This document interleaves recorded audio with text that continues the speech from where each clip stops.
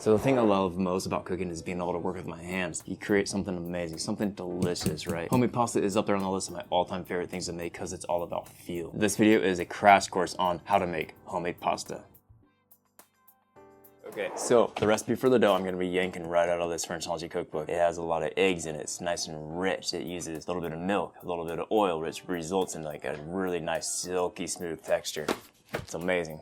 Okay, we have a couple choices in flour. Today I'm using 00 flour. This is going to result in a very tender pasta. 00 flour is best for things that cook quickly. Think pasta, think pizza, okay? Don't sweat it if you don't have 00 flour. You can still make incredible homemade pasta dough using AP flour. It'll just be a little more chewy. So the recipe in the book calls for cup measurements. I'm going to be weighing these things out in grams for you just in case you want to have a conversion, okay? Make sure the scale is set to grams. Place a bowl on it, tare it, zero it out. When I measure out flour, I scoop it into a cup, then you level it. 245 grams of flour. Okay, this recipe is heavy on the eggs. It results in a really rich dough.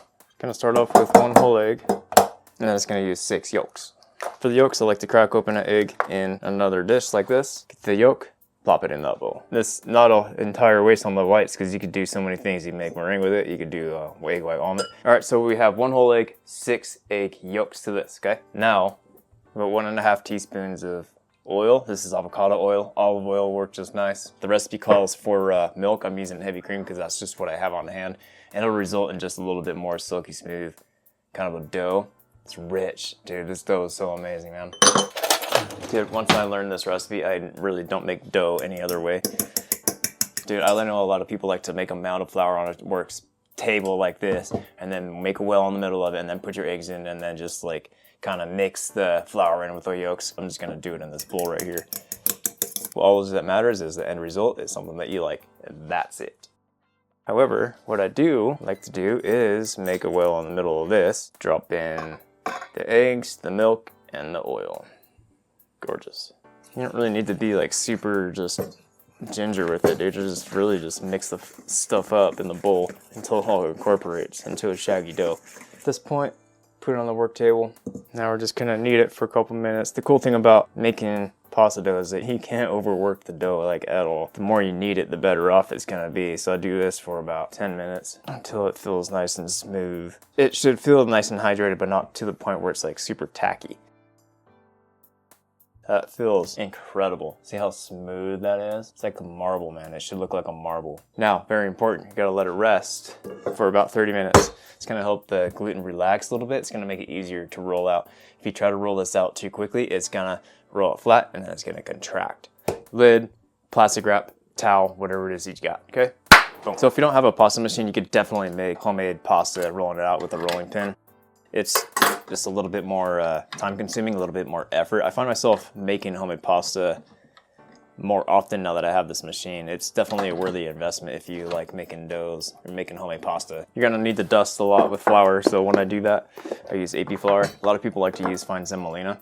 I try not to use the more expensive flour for dusting purposes because the dough is already made, and it's not gonna affect the tenderness or the overall quality of the dough whatsoever. Okay, what I like to do is I'm like pre-seasoning the rollers. So you roll it and then throw down a little bit of flour inside of those rollers. That'll help keep the dough from sticking. So other tools that we're gonna need, it is very helpful, is a rolling pin, sharp knife. We're not gonna do this all at once, right? So cut it into thirds, save these for a little bit later, keep them covered so they don't dry out. Flatten out the dough with a rolling pin just a little bit. Slightly thicker than like the widest setting of the roller. So these things, if you're not familiar with the pasta machine, they have little notches in here. You can hear it click into place. That's adjusting the thickness of these rollers. When you're rolling out the dough, you want to start with the widest setting first, and then, you know, as you go down, I decrease the notch one time and I go to the second from the last notch. I find that the last notch is just a little too thin. Dust both sides of the dough and let her rip.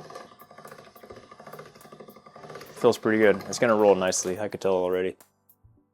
This is where we laminate it. We're building strength in the dough, and we're gonna do this 5 times.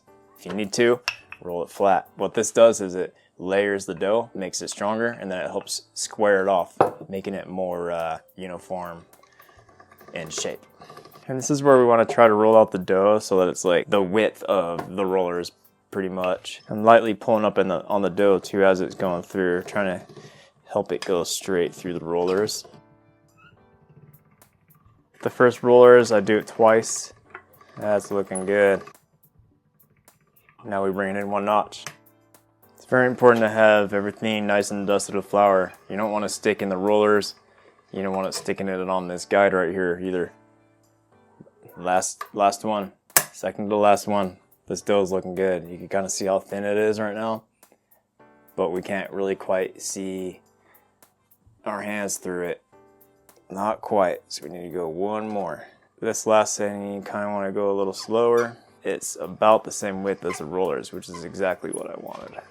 Unless you want like mile long noodles, then you can cut that in half, square off the top so we have uniform noodles. Don't worry about this because you could roll it out into the other pieces of dough. It's not waste. You want to season the rollers with the flour just a little bit, let it rip. Beautiful. That's gorgeous, dude. With our sheet pan that's nice and floured, right into the nest like that, everything's nice and dusted with flour, so we're not gonna worry about sticking. So I have this rack, right?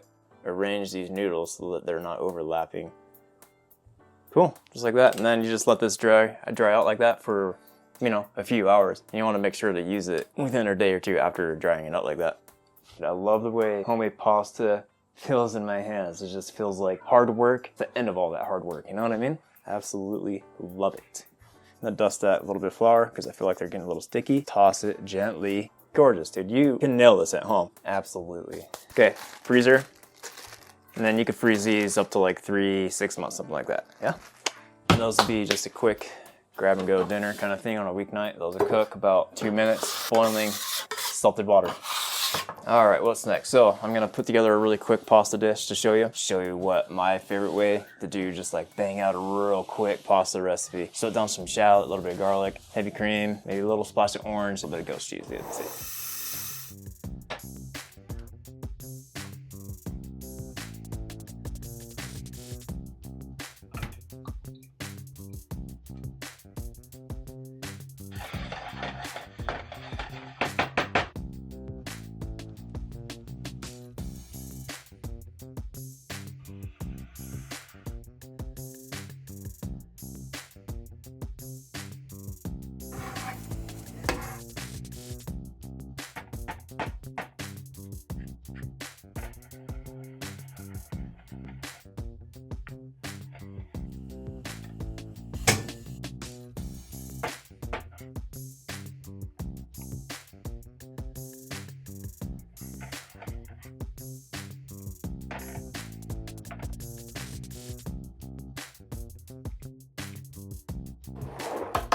That is banging. This would be really good with some like steak in here. You can do some grilled chicken. That'd be awesome. A little bit of scallops maybe if you're into seafood. Some shrimp.